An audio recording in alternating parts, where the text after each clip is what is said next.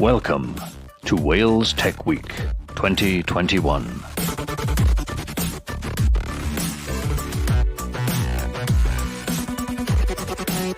Thank you to our partners. Enjoy the session.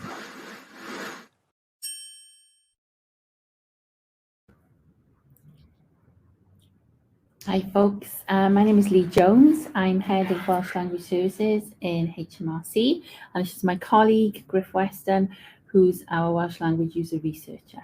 So we're going to do a little bit of a walkthrough today of why and when we provide Welsh Language Services in HMRC, but also what we've done really to develop an understanding of our Welsh Language User Research and what our customers want to see in a digital way from our services. Just going to share a screen with you now, and hopefully you can see our little presentation. So this first screen that you can see is this session is going to be a little bit interactive. So if you could go onto this website, Slido, and enter that particular reference. A little bit later on in the session, we're going to do a little bit of an interactive bit that will allow you maybe to answer a few questions. It's all very exciting. It works great on your phone as well, so you can still have this open and then do this on your phone, and it's it'd be good. Be great. Thank you very much. So as I mentioned, my name is Lee Jones. This is Gruff. We're doing Welsh Language User Research and our personas and information and the detail that we've arrived at today. I'm fully bilingual, so is Gruff. So if you wanted to post some Welsh questions, that's okay too. So croeso to our session. Welcome to our session. So why we provide the service in HMRC. So of course you've got customer demand. That's really important. But we've also got other things too. So we look at an extensive Welsh language service for over 30 years or more in HMRC. We provide Welsh language services under the Welsh Language Act 1993 rather than the 2011 Welsh Language Measure, although we may have the measure at some point as well. Legally, we provide only the service in Wales, but we don't refuse based on postcode, and we've got some customers outside of Wales that use our Welsh language services too. We've had a Welsh language scheme which details how we will do our Welsh language services, and this was agreed with the Welsh Language Commissioner in 2008. So we've been doing it for a bit. The areas that we tend to concentrate on for customer service, we've got designated Welsh language telephone numbers, so customers ring on designated numbers and they speak to a team of Welsh language speakers. We've got designated Welsh language email, secure forms, scanning, and a digital mail queue. So everything comes in to us in Welsh and is dealt with by Welsh language speakers. We've got face-to-face visiting officers. So as HMRC, we tend to want to go out perhaps and view different businesses or have interviews with different customers, and we can do all that in Welsh. We also offer something called extra support. So if people are struggling with tax or benefits in some way, we can offer that support for the customers face-to-face in Welsh. We do court hearings or appeals in Welsh.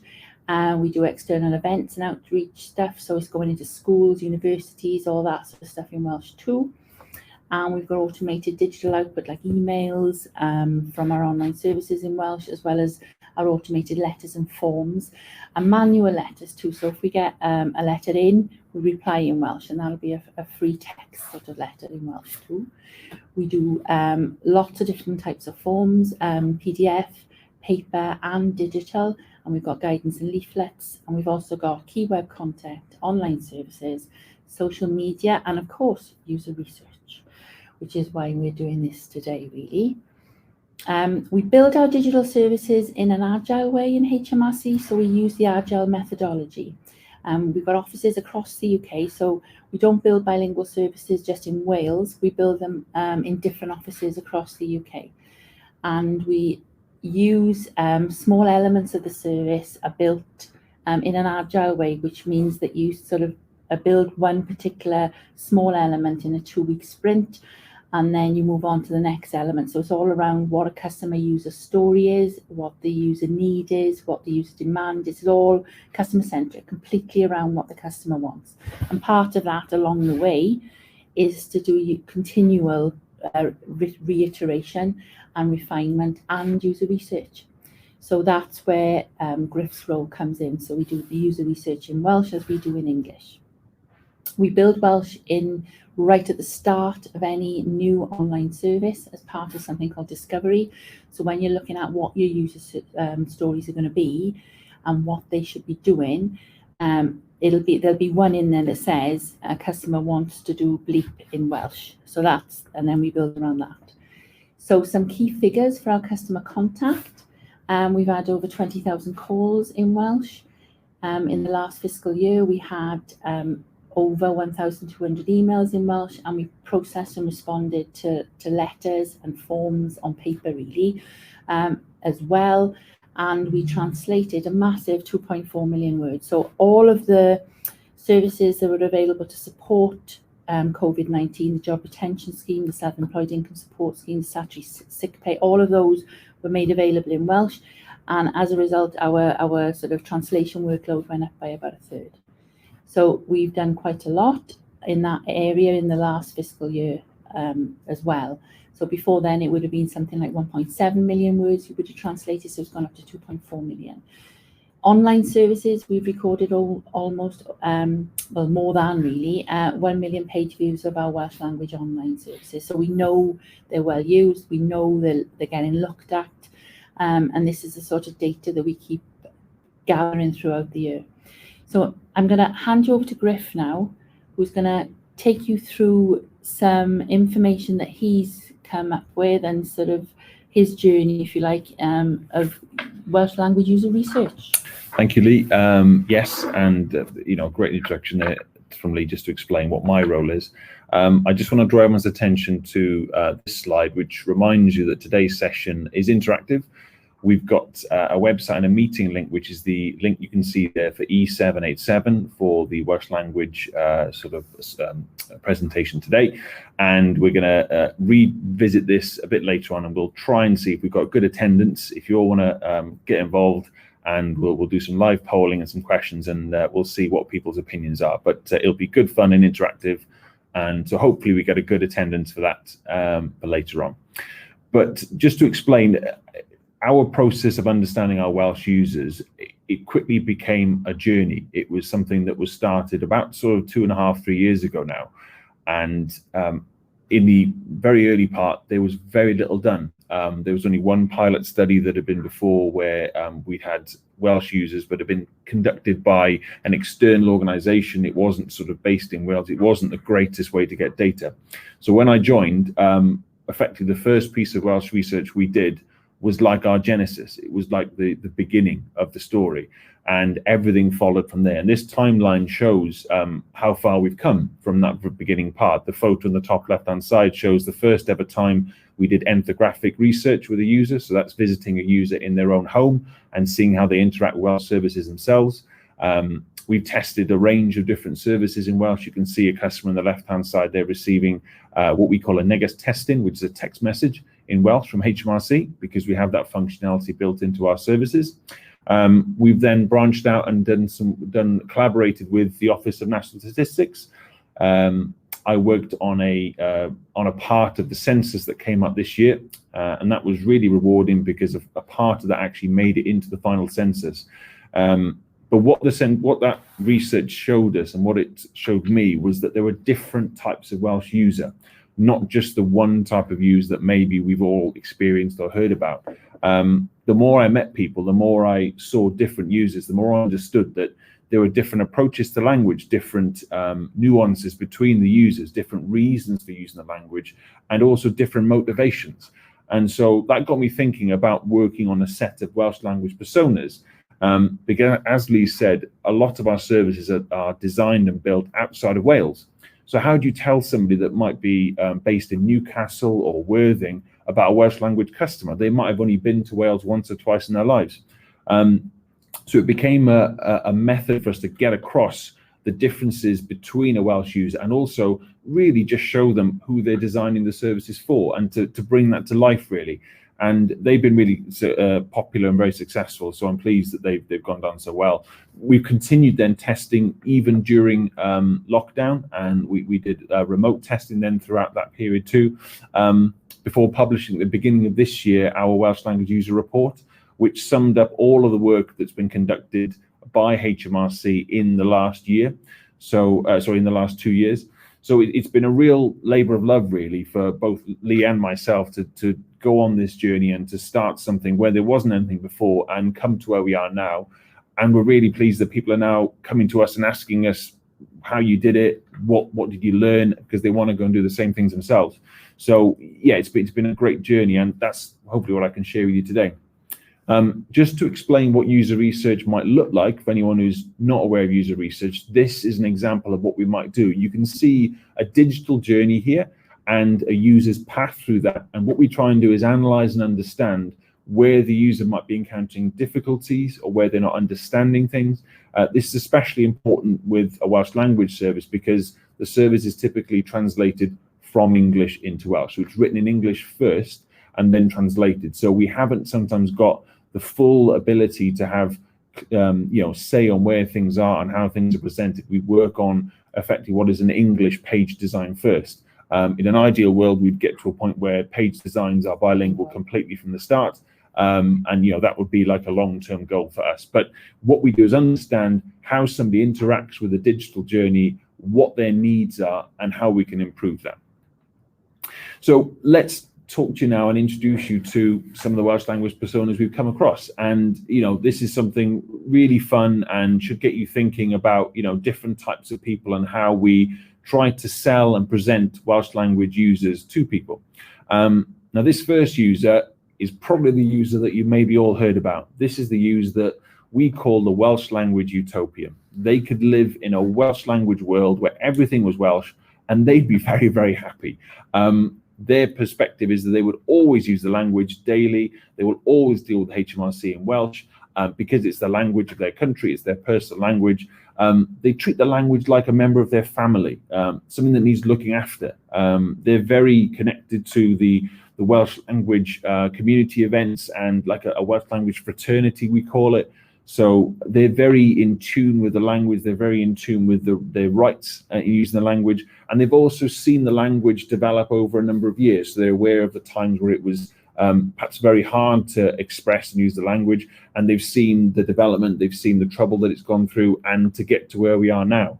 But this user is the kind of the typical utopian who, if we explain what it would be, they wake up in the morning, they have the radio on, it's Radio Cymru, so they're listening to Welsh on the radio, they're reading Welsh publications on the breakfast table, they're talking to their friends or family in Welsh, they get in the car, they drive to a Welsh workplace, they speak to their colleagues in Welsh, their kids or their grandkids might go to a Welsh school, they're helping them with Welsh homework, it's a complete Welsh world.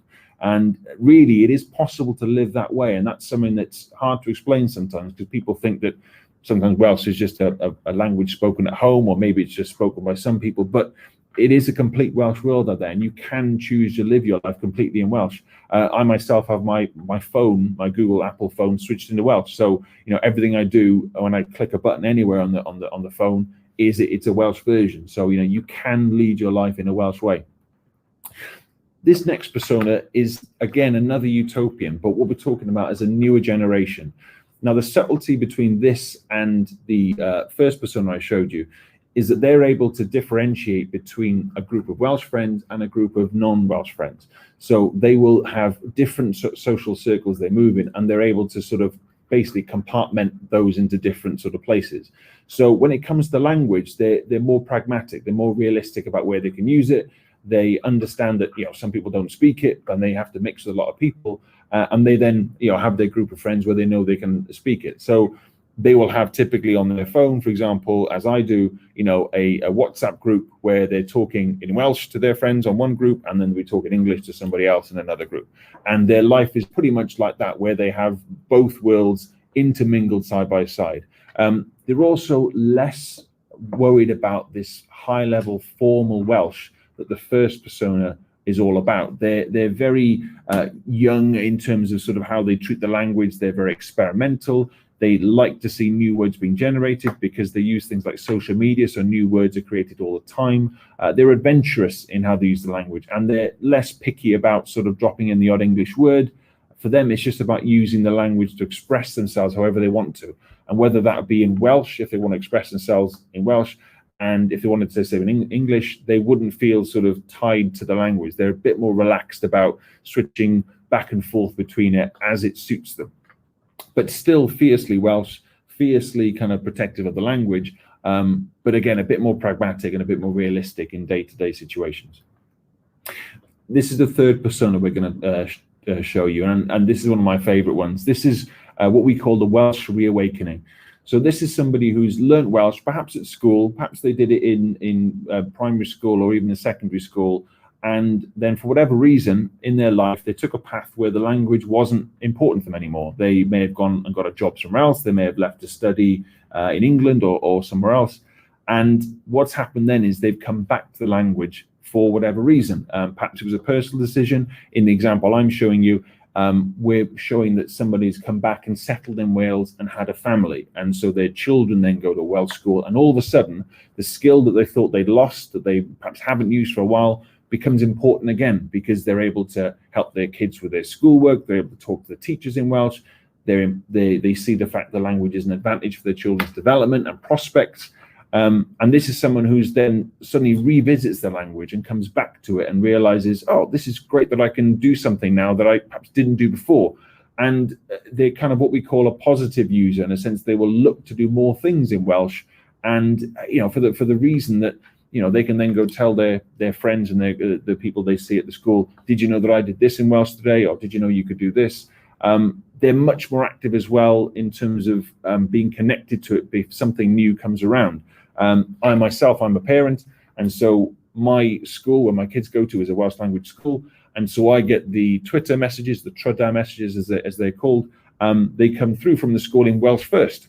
The English ones follow about 5-10 minutes afterwards, but I always get to understand what it is a little bit before, because of course I've got the language element. So you can see that there's a bit of an advantage there, and they can see that as well. And this user understands that this is something extra, an extra skill, an extra opportunity that they're able to tap into that they weren't using before. This user now is what we call the spoken Welsh user. My work with the ONS told us that there's data that suggests there are lots of people out there comfortable speaking Welsh and writing Welsh, but there's also a category of people who are comfortable speaking Welsh but wouldn't be very comfortable if they were writing Welsh. And there can be a number of reasons for this, but in this sort of persona, I'm presenting a spoken user who effectively doesn't need to use the language in a written form. They've probably always spoken it. They've always spoken to their friends and their family, or at school a long time ago. But what they've done then is that they've moved away from the written side at all, and the formal, perhaps being very correct in written is not where they're comfortable. It's not what they're able to do anymore. They might write a birthday card or a Christmas card or something, that's it. But if they need to do anything else, they'd be leaning on a friend or family member to do. And like I said, data from the ONS tells us these people are there. So when you're thinking about services and designing a digital service for somebody, you don't want to alienate this type of user, who what they're looking for is a service that speaks to them the way that they speak, that it's very friendly, that's very understandable, that doesn't sort of blockade this person and stop them from understanding what they can see on a page. We don't want the user to visit a page for HMRC and then get sort of confused or muddled up and then exit and not speak to us. We want users to engage with us. That's the important thing. So we have to consider this type of user where the written Welsh, the verbal Welsh is where they're comfortable, and the tone of the page and the tone of the service has to feel that way for that user to feel happy. And Welsh is quite unique in a way because it's a living, breathing verbal language. It's sort of spoken, sort of in situations where people would converse and be social. So for a lot of people, that's where the language is living and breathing, in that kind of setting, when they're talking to friends, when they're down the pub, when they're at school, when they're sort of, with their family. That's where the language is used. So that's where a lot of people only spend their time when it comes to language. What we have now is a Welsh professional. So this is somebody that's deliberately placed themselves in the professional field and is offering Welsh services to Welsh-speaking customers. So they have a niche, effectively, and they've deliberately done that because they can see an opportunity or an advantage for them. They're typically very high-level educated, obviously, to be in that position, and their language use and confidence will be very, very high. So again, to step away from that other persona that we said, here is someone who's very comfortable, who has very, very good understanding of terminology and vocabulary in Welsh. And it means that when it comes to challenging HMRC, they're very active in saying, look, I need to be able to do more in Welsh with you, because it's, it's one less step for me then when I have to deal with my customers. I'm going to take the content that you give me and translate it and give it to them. I can just do it all in Welsh and can communicate with my clients who expect a Welsh service from me. And this is something that they're quite sort of firm on. There's something they will really challenge us and say, if I'm going to deal with you, then I want to be able to deal in Welsh, because this is what my clients expect. This is what I expect. I'm trading and operating in Wales. I know I'm entitled to do it. So they really are there, and these people then support those other personas that you see. So because if those personas weren't there, this persona wouldn't exist either.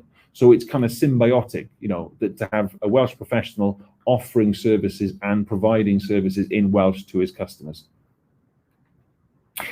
Here we have our final persona, and this is what we would term to be the Welsh professional director, or the person who owns a company or operates in Wales. Now, in this example, we've got a publishing company director, somebody who probably has a Welsh language speaking workforce and does work that involves the Welsh language, like publishing council documents or translation work.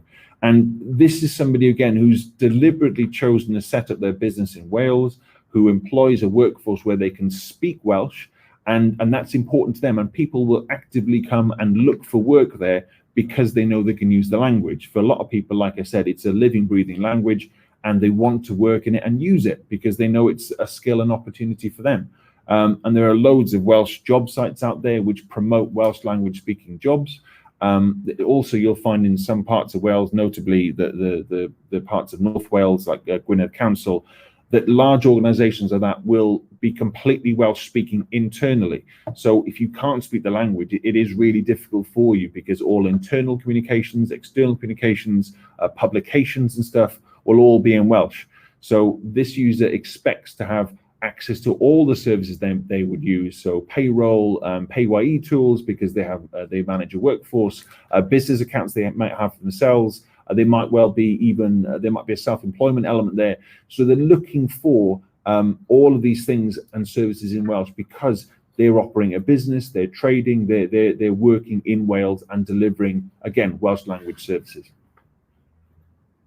So having gone through all our insights, got all our personas, we've come to our user insights. But before then, I'd like to turn now to Slido. So I'm just going to go across to Slido a minute, and we'll present this on our screen. So let me just access that.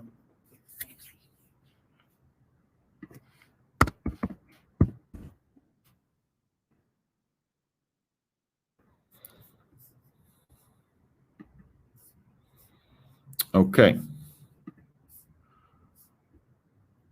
Now, what we have now, hopefully, is a screen where you can see a Slido in front of us. I'm going to open the first poll that we have here and hope that we have a response from the people watching. So here we go with our first multiple choice question. I'm crossing my fingers that we have people here engaging with us, but I'll just play this now. So yeah, please get involved. So if you've seen again the meeting invite, we polled and asked users, what's the most important thing to a Welsh language user? So if you'd like to get involved, there's a barcode scanner there you can scan, or the meeting code to the left-hand side. It's an active poll now. Please see if you can give us a response. If anyone's watching at all and wanting to get involved with this interactive, we'll see if this works. Nobody yet, but we'll see if somebody there wants to join Slido and put a poll in. If not, we'll quickly shift on to our insights. But yeah, I think maybe all quiet. I think maybe we'll go back to our presentation. It's absolutely fine. Don't worry. Oh, hang on. Thank you. We've got some participants. Great. So, what's the most important for Welsh user? The rub says a Welsh option for all services. Any other responses? Any other choices that have been put there at all by anyone? Well, believe it or not, the most important thing that users asked for when we polled them and we surveyed them was a clear and understandable Welsh language used throughout. It became very apparent from speaking to all those different user types that one thing they wanted was not for the language to be a barrier, not for it to be difficult and complex to be used, for any pages to be understandable and easy, for there not to be then the temptation to maybe switch into the English. So that was the answer that user gave. Although, as you say, I would say that all the other responses here were things that users did tell us as well. So thank you for that. I'm now going to open for the three people that have joined us, and I appreciate you joining in. Thanks, the next sort of question we have for you. So this is the next polled survey. What percentage of Welsh users said it was important to have a Welsh version for every online service on gov.uk? So you have options here to choose of around half people said, 70%, more than 80, or only 30%. What do you think people said, how many people said that it was important to have a Welsh version for every online service? So one response there saying it was more than 80. I'll just see if the other two pollers that we had earlier want to put in their guess or their vote. There's another one saying more than 80.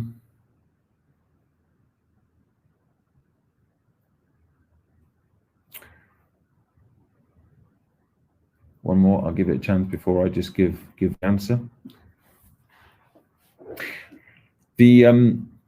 The actual polling was slightly less than 80%. It was at least 70. It was between 70 and 80% of users said it was important to have a Welsh version for every online service on gov.uk. And that shows you again the difference in the personas, because you'll have some people who absolutely demand that the service is in Welsh, and you've got users then who are a bit more flexible, a bit more pragmatic, will say, well, perhaps it's not important that every service is there because I can use the English if I need to, but again, it's important. So you will get that slight difference between it.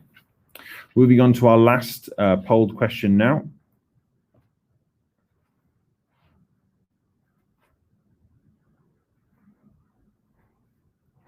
So when seeing English content on a Welsh page, how did most users feel? What do you think users said? I'm confused by it, it's distracting, it doesn't bother me, I feel it undermines the Welsh language, I just don't understand why it all can't be translated. Give you a chance to just pick what you think is the most popular response we had. Someone said it doesn't bother me.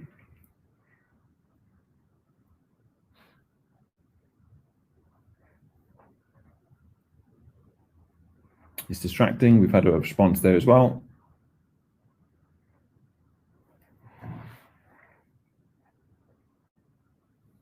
One more response maybe in there.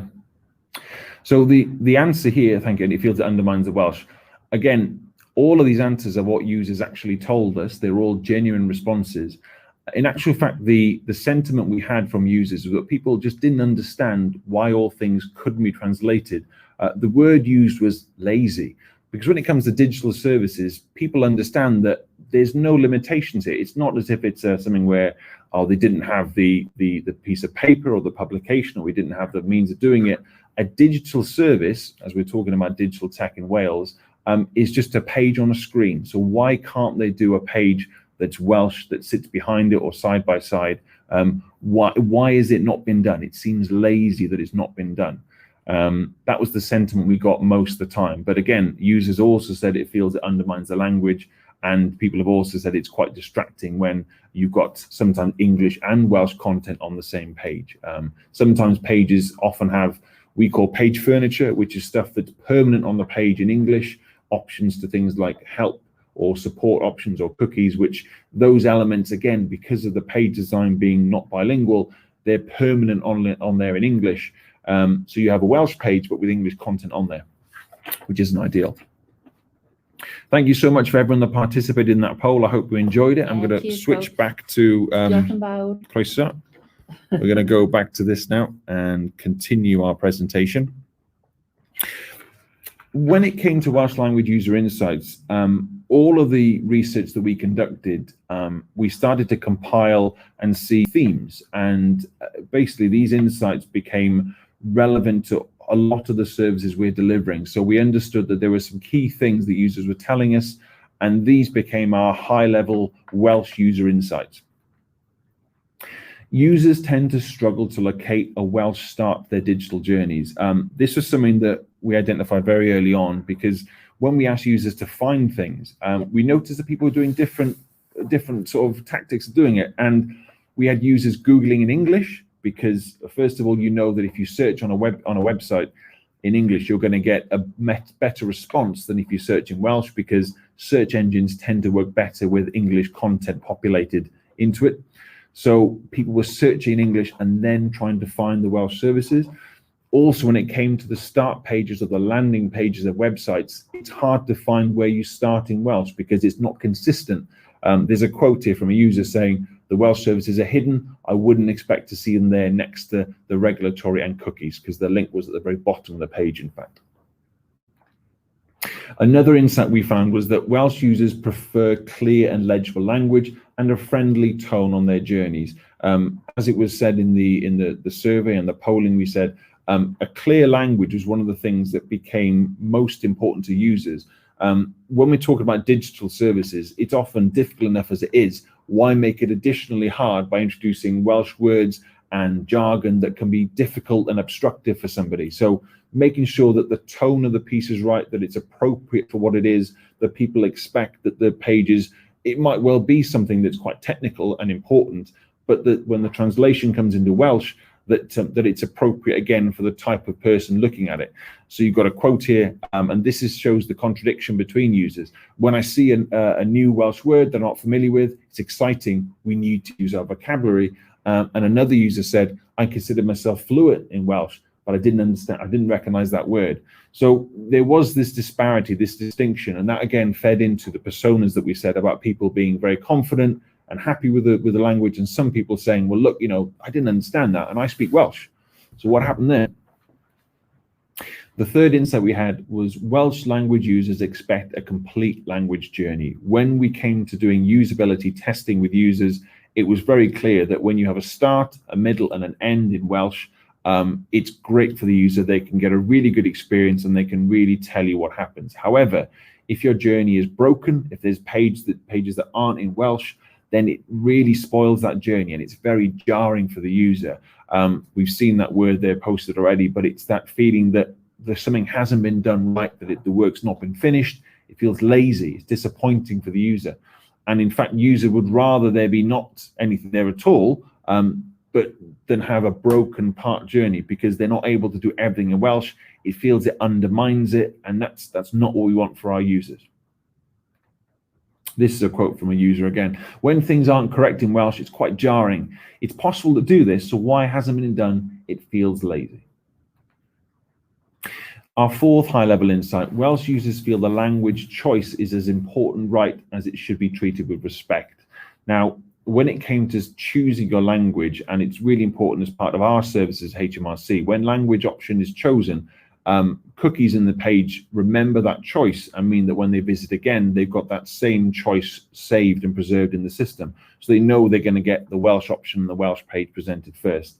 But when users are given a page, the language is so important to people. It is very important to our Welsh identity that for some people, it's as important as the service itself, that they've got the option to use the Welsh if they need to. It's that feeling, it's that thoughts of sort of where they feel, what they feel about the language. And in fact, I was in a usability session with somebody we were working in West Wales at the time in Carmarthen, and I asked the user how they felt when they saw English on a page, and they said, well, they'd want to punch me in the face. So that was an honest response from a user frustrated at seeing English content on a Welsh page when they'd chosen to have Welsh already. So when somebody chooses to have Welsh, to then have something that says, well, you can then get your correspondence in English because we can't do Welsh, that's very, very jarring, really disappointing. And if someone says to you, I want to deal with in Welsh, that means they want to have everything in Welsh. They want to have communication in Welsh. They want to deal with somebody and have text messages in Welsh. They want letters and stuff in Welsh, bills. It's not a sort of a part choice. It's either a full choice or not. And that's why we're so lucky at HMRC that we have our Welsh language call centres in Porthmadog, who deal with all of this. So they're a one-stop shop when it comes to Welsh language with customers. It's important that those support options are there, because when someone chooses Welsh, they really want to be treated with Welsh. That's what they want to have. I feel it's unfair. I would be upset if I had to choose to have English correspondent. Welsh is my language. I want to have my my correspondence in Welsh. I would want to read things in Welsh first. I don't need to scroll down to find it. I also feel that if there's no Welsh option there, that people assume it's not needed. That drives me up the wall. It's a genuine quote from a user we've spoken to. And the fifth high-level finding here, Welsh users feel the Welsh language toggle is vital, but tend not to use this very much. Now, this was interesting because when we polled and spoke to users, they all agreed that having the option to choose from Welsh to English was important. But when we've done sessions and tested people and had people in and observed them, they've not tended to use the toggle. Now, that might be the pressures of being in a testing environment where they're being observed.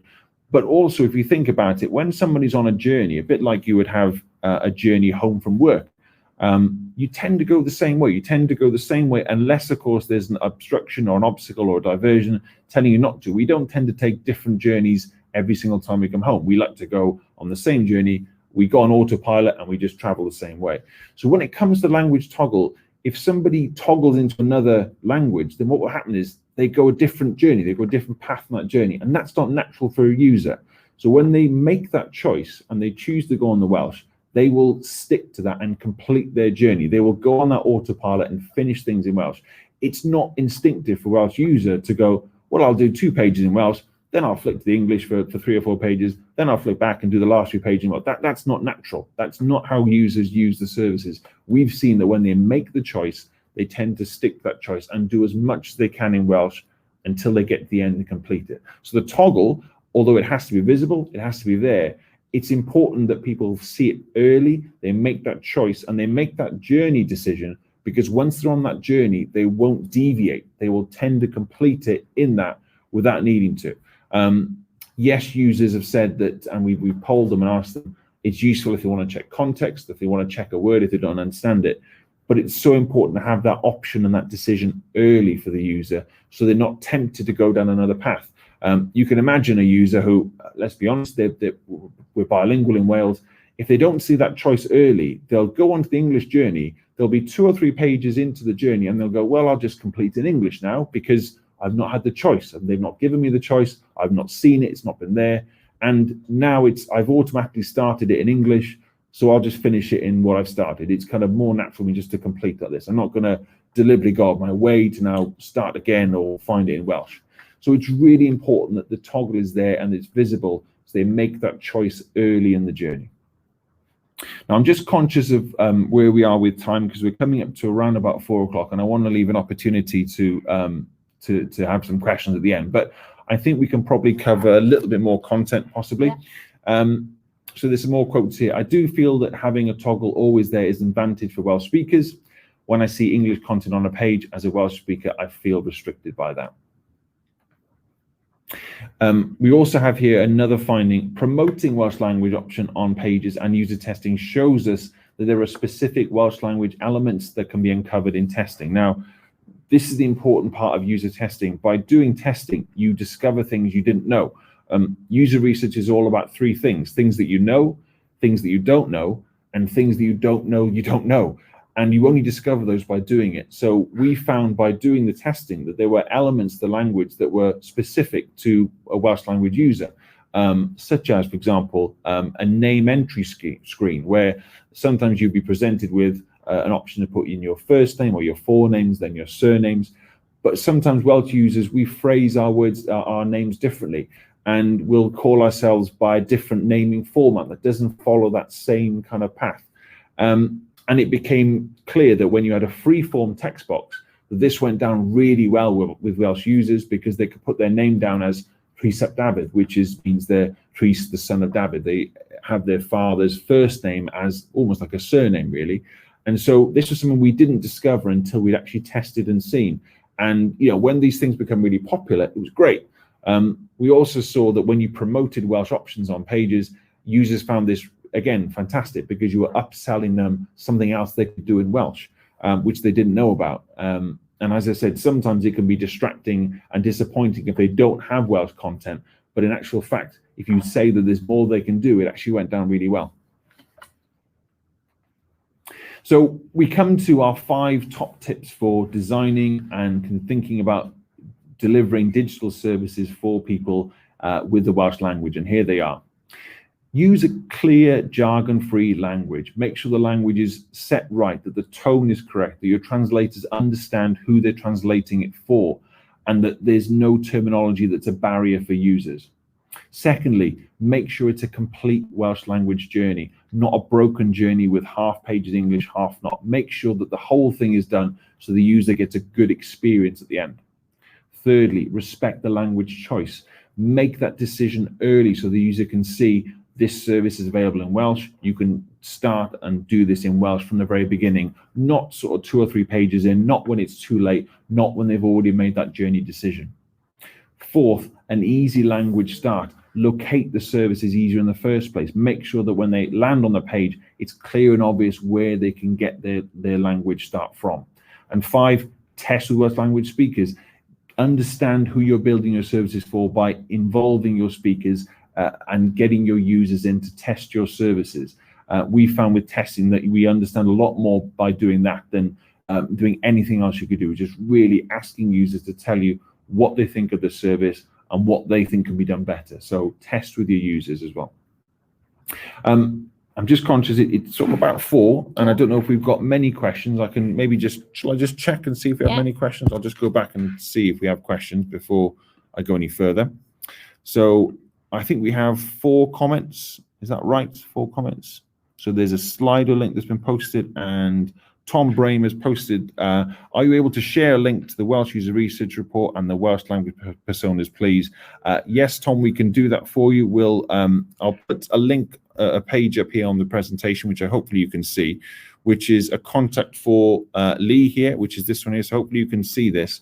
If you ping Lee a message to that inbox, we'll set up a chat and we'll understand exactly what you've got, because we've developed a generic pack of these personas so people can take them into their workplace or their service and help educate themselves, the design teams and the staff there on what a Welsh language customer looks like. And you can also tailor the personas to your specific sort of service or workplace of what you're doing or your job role. So we can definitely do that for you. That'd be absolutely fine. Let's just check. I think there was something else we had as well. And I think that's another post by our host there. Thanks, Chris. Yeah, thank you, Chris. Oh, that's posted in the chat as well. Thank you. So we've just come to 4 o'clock, which I think is sort of the time we were intending to. But what we could do is talk a little bit more about our survey work. Should we do that, Lee? Yeah, we've done an online survey, which has come up with some interesting results as well. So Griff basically worked on a series of questions that were getting repeated, I suppose, common themes, if you like, that was coming through from the face-to-face user research and assumptions, frankly, that we've always made, which is, Griff mentioned something about the toggle, for instance, having that in a prominent place on the page, how bad it was and how just jarring it could be to see English on the page. And these were sort of assumptions, really. So we put together what we assumed were the questions we needed to answer, I suppose, and then give various topics. Griff did this on Smart Survey. We use Smart Survey because it's a survey tool that allows a full Welsh version to be done, including error screens, so your users get a full Welsh experience. Which, when we talk about the work we do, it's important that any kind of work we undertake, that it's start to finish Welsh, that there are not elements that are broken. Again, it's part of that broken journey we spoke about before. But we asked them, while using Welsh language services online, is having a Welsh toggle useful to you? The overriding impression was they strongly agreed. As we said, the toggle has become important because it allows the user to locate and find that they're on a page which is bilingual, and they can switch and go into the Welsh version. Some of the feedback we had on that, because at one point we had choose Welsh or English right at the start of a journey, and then you were stuck in that language choice right the way through it without the toggle. and that upset our users. So that what we were having then was feedback around the fact that I'm stuck in this journey. I can't change into the language that I want, or maybe I want to check something because maybe the Welsh is not something I'm familiar with. So it was almost in contradiction really to some of the stuff that Gruff then came out with when he was doing further user research. So we had that, don't keep me in this one language right at the start, and I can't change the language unless I go back to the start. So that was some of it, but also it's got to be in a prominent place. Yeah. If it's not there, I'm looking for it. I'm a Welsh language user, I'm fully bilingual, but I where is it? Where's my Welsh language choice? Yeah. So the user almost starts the journey late and is scanning the page. It's like, what's going on? Why isn't it there? Yeah. Sort of thing. We also asked users where they'd like to see a consistent location for the toggle, and the overriding answer was in the top right-hand corner. I did some secondary research on a range of different websites that are popularly used in Wales, and unfortunately there is no consistency between pages. You'll often find that Welsh language toggle sometimes is in the left-hand side, or it's in the middle, or it's on the right, or somewhere else. Sometimes it's a button, sometimes it's a slider, sometimes it's down as another logo. So for a Welsh language user, you've got this struggle when you visit different pages online because there's no consistency to, where you have your Welsh language start. So you have to do it pretty much by learning where they are. And that's really hard for a user trying to use the language and trying to go about their life using Welsh language everywhere they go. We also asked them, when using online services in Welsh, where would you expect to see a list of all Welsh language services? Users prefer to see a Welsh option straight away. Now, again, that comes back to what I said about making sure that they've seen to have that Welsh option as early as possible. They can see what they can do in Welsh. Users often have to struggle to find the service they want in English and then kind of cross their fingers and hope that there's a Welsh version. But by then it might be too late, or by then they've got to a page where, I can't do this in Welsh, this is English only. So having that option straight away is definitely preferable. So they know straight away, do you want to deal with this in Welsh or in English? If you've got Welsh, tell me as early as you can that it's Welsh so I can make my decision. And this was a generic sort of question where people could choose more than one option and what was the most important thing for using Welsh language services online. And as you can see there, the overriding answer, as I said earlier, was a clear and understandable Welsh language on the page. Now, it does mean that users also said they wanted other things here too, but we couldn't ignore that very strong polling about the language. Everyone understands that the language can sometimes be difficult for people who perhaps don't work in the same circles and don't have the terminology and the vocabulary, because sometimes these things are not things you discuss day to day with your friends or family.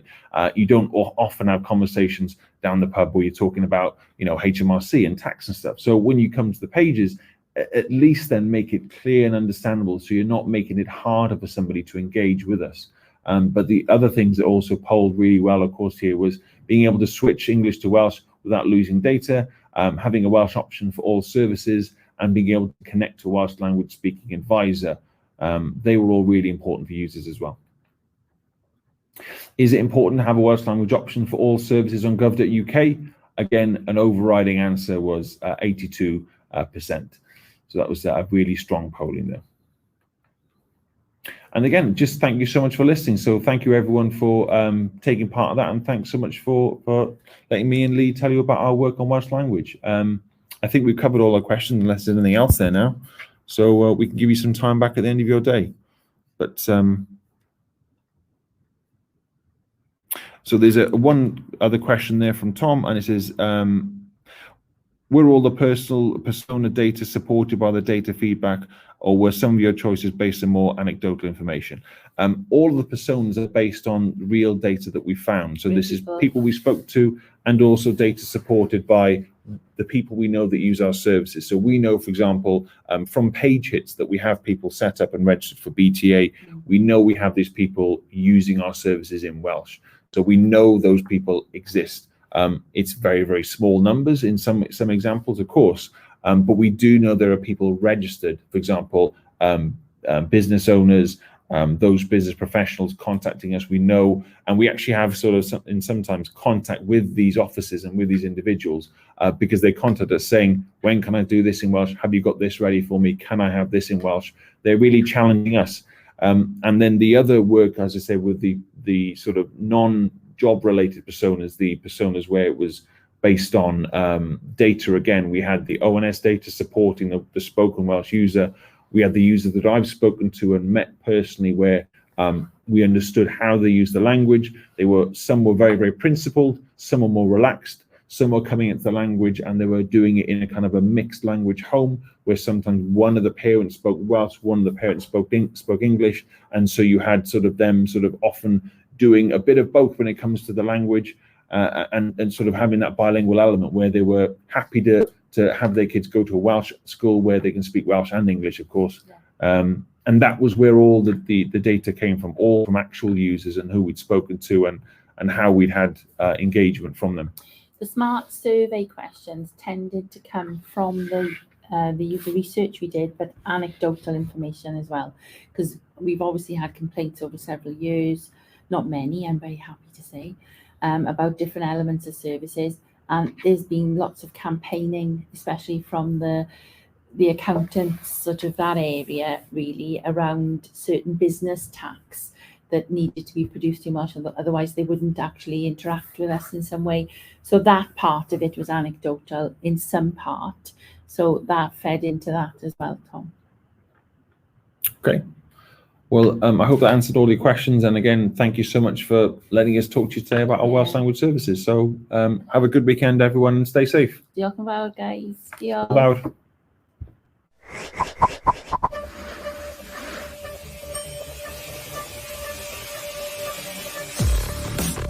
Thank you for watching. Rewatch all of our sessions online. Thank you to our partners.